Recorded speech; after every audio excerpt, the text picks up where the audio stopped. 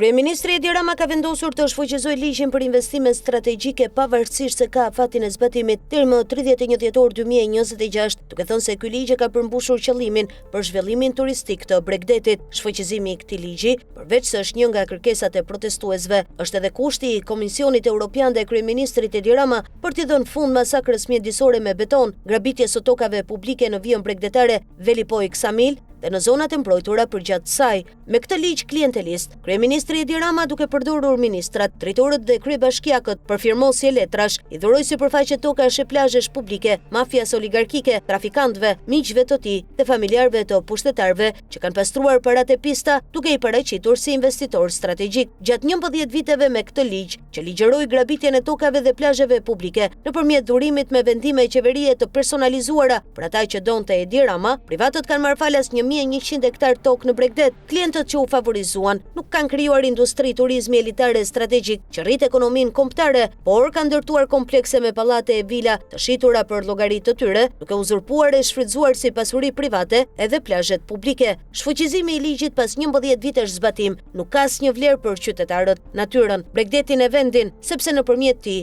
është bërë batërdi vjedhjesh të tokave dhe masakër mjedisore me beton në zonat e mbrojtura. Në raportet e Komitetit të Investimeve Strategjike, kryetari të cilit është Edi Rama, thuhet se gjatë 11 viteve janë trajtuar 114 projekte, 48 nga të cilët kanë marrë statusin investitor strategjik. 36 projekte janë në fazë vlerësimi, ndërsa 30 janë refuzuar. Kjo nuk është e vërtet, pasi kryeministri Edi Rama ka miratuar 94 projekte dhe ka në proces miratimi 110 dosje e klientësh e trafikantësh për resorte, hotele, komplekse me pallate e vila në Bregdet që po kërkojnë statusin investitor strategjik. Shfuqizimi i këtij ligji nuk ka asnjë vlerë pa u hetuar ata që e sajuan ligjin, ata që e kanë ndryshuar 11 herë në përmbajtje, kritere, emërtesa, specifikime, zgjerim përfituesish e zonash investimi, kufizim kompetencash e zgjatje afati kohor. Nuk ka asnjë vlerë nëse nuk hetohen ata që kanë firmosur vendimet për dhurimin e tokave, ata që kanë përfituar statusin investitor strategjik me dokumente false, ata që kanë bërë investime me para droge e korrupsioni. Rast konkret janë trafikantët Dajlan Avdia,